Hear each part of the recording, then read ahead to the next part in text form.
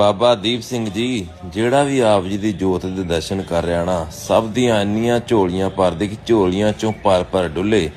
ਸਾਰਿਆਂ ਦੇ ਦੁੱਖਾਂ ਦਾ ਨਾਸ ਕਰਨਾ, ਸਭ ਦੀਆਂ ਚੜ੍ਹਦੀਆਂ ਕਲਾ ਕਰਨੀਆਂ। ਜੋ ਵੀ ਸੰਗਤਾਂ ਦਰਸ਼ਨ ਕਰ ਰਹੀਆਂ ਨੇ, ਵੀਡੀਓ ਨੂੰ ਸ਼ੇਅਰ ਕਰ ਦਿਓ।